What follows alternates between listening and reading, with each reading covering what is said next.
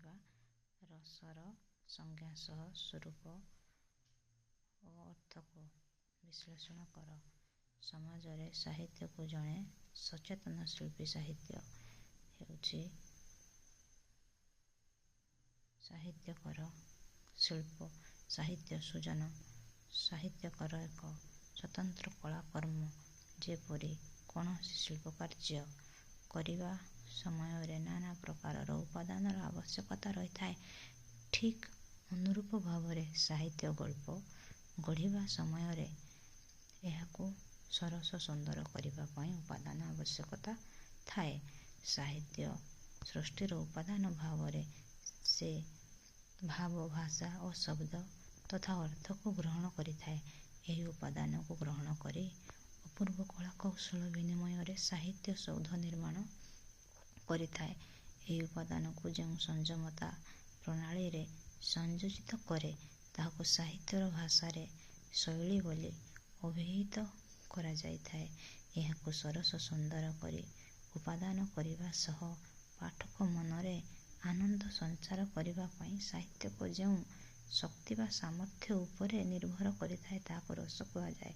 ସାହିତ୍ୟରେ ରସର ଭୂମିକା ଅତ୍ୟନ୍ତ ଗୁରୁତ୍ୱପୂର୍ଣ୍ଣ ଅଟେ। ପ୍ରାଚ୍ୟ ସାହିତ୍ୟ ଆଲୋଚନା କ୍ଷେତ୍ରରେ ରସ ତତ୍ତ୍ୱର ଭୂମିକା ଏକାନ୍ତ ଯୁକ୍ତିଯୁକ୍ତ ମନେହୁଏ।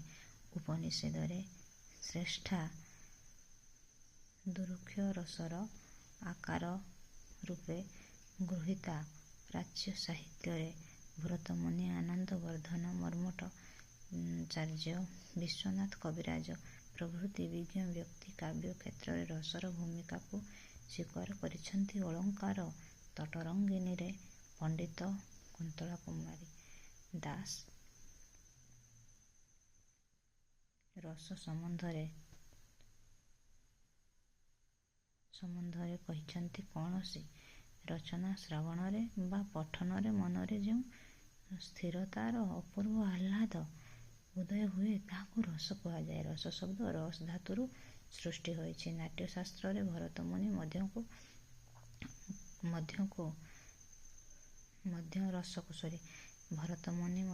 ରସକୁ ଆସ୍ୱାଦନ କରାଯାଏ ବୋଲି କହିଛନ୍ତି। ନାନା ପ୍ରକାରର ବ୍ୟଞ୍ଜନ ଓ ଔଷଧୀୟ ସଂଯୋଗରୁ ରସ ସୃଷ୍ଟି ହୋଇଥାଏ ବୋଲି ସାହିତ୍ୟ ଦର୍ପଣରେ ବର୍ଣ୍ଣନା କରାଯାଇଛି।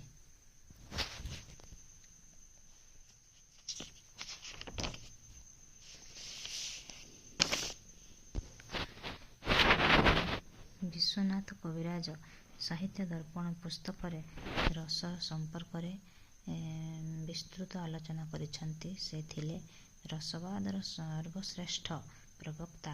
କାବ୍ୟକୁ ସେ ମନୁଷ୍ୟର ସର୍ବାଙ୍ଗ ସୁନ୍ଦର ଶରୀର ସହିତ ତୁଳନା କରିଛନ୍ତି। ବିଶ୍ୱନାଥ କବିରାଜଙ୍କ ମତରେ ବାକ୍ୟ ରସାତ୍ମକ କାବ୍ୟମ୍ ଅର୍ଥାତ୍ ରସାତ୍ମକ କାବ୍ୟ ହେଉଛି କାବ୍ୟ। କାବ୍ୟମୀମାଂସା ଗ୍ରନ୍ଥରେ ଆଳଙ୍କାରିକ ରାଜଶେଖର କାବ୍ୟକୁ ଏକ ସର୍ବାଙ୍ଗ ସୁନ୍ଦର ମନୁଷ୍ୟ ସହିତ ତୁଳନା କରିଛନ୍ତି। ଶବ୍ଦ ଓ ଅର୍ଥ ଏହାର ଶରୀର। କାରଣ ଶବ୍ଦ ଓ ଅର୍ଥର ମିଶ୍ରଣ ରୂପ ହିଁ ସାହିତ୍ୟରେ ଦେଖାଯାଇଥାଏ। ଦୟା, କ୍ଷମା, ସହନଶୀଳତା ଇତ୍ୟାଦିକୁ ମଣିଷ ଗୁଣ ଭାବରେ ବର୍ଣ୍ଣନା କରାଯାଇଥାଏ। ନିରୂପକ ଭାବରେ ସାହିତ୍ୟିକ ମାନେ ଅନୁପ୍ରାସ, ଉପମା ପ୍ରଭୃତି ଅଳଙ୍କାର ଦ୍ୱାରା ବିଭୂଷିତ କରିଥାନ୍ତି। ମଣିଷର ଯେପରି ଅଙ୍ଗ ପ୍ରତ୍ୟଙ୍ଗର ଯଥା ସ୍ଥାନରେ ରହିଥିଲେ ମନୁଷ୍ୟର ସୌନ୍ଦର୍ଯ୍ୟ ବୃଦ୍ଧି ପାଇଥାଏ, ସେହିପରି କାବ୍ୟରେ ଅଳଙ୍କାରମାନଙ୍କୁ ଯଥା ସ୍ଥାନରେ ସ୍ଥାନିତ କଲେ କାବ୍ୟର ସୌନ୍ଦର୍ଯ୍ୟ ମହତ୍ତ୍ୱ ପ୍ରତିପାଦିତ ହୋଇଥାଏ। ମାନେ ବେଦ, ଉପନିଷଦ ପ୍ରଭୃତି ପବିତ୍ର ଗ୍ରନ୍ଥମାନଙ୍କରେ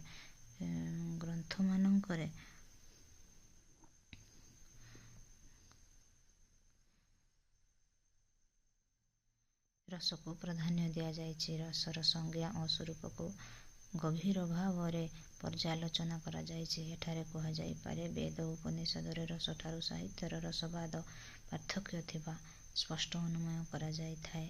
ରସର ସ୍ୱାଦକୁ ମୋହନୀୟ କରିବା ପାଇଁ ରସସ୍ୱାଦ ପାଇଁ କାମନାକୁ ଶୁଦ୍ଧ କରି ଗଢ଼ି ତୋଳିଥାଏ। ସାହିତ୍ୟ ଶାସ୍ତ୍ରକାରମାନେ ଏହି କାମନା ଶୁଦ୍ଧିକୁ ଭାବ ଶୁଦ୍ଧି ବୋଲି ବିଚାର କରିଥାନ୍ତି। ରସର ଉଦ୍ଦେଶ୍ୟ ଆନନ୍ଦ ଦାନ କରିବା। ପ୍ରତିଭାର ଲୌକିକ ଶକ୍ତି ବଳରେ ଅଲୌକିକ ଚିତ୍ରକାବ୍ୟ ମଧ୍ୟରେ ସ୍ଥାନ ପାଇଲେ ପାଠକ ମନରେ କରୁଣ ରସର ଭାବ ଉଦ୍ରେକ ହୁଏ। ସେଥିପାଇଁ ବିଶ୍ୱନାଥ କବିରାଜ କହିଛନ୍ତି, କରୁଣ ଦ୍ରବ୍ୟ ରସେ ଜାୟତେ ୟତ୍ ପରମ ସୁଖମ୍, ଅର୍ଥାତ୍ କରୁଣ ରସ ମନ ମଧ୍ୟରେ ଅପୂର୍ବ ଆନନ୍ଦ ସଞ୍ଚାର କରେ, ଯାହାକୁ ନିକଟରେ ବୋଧଗମ୍ୟ ହୁଏ।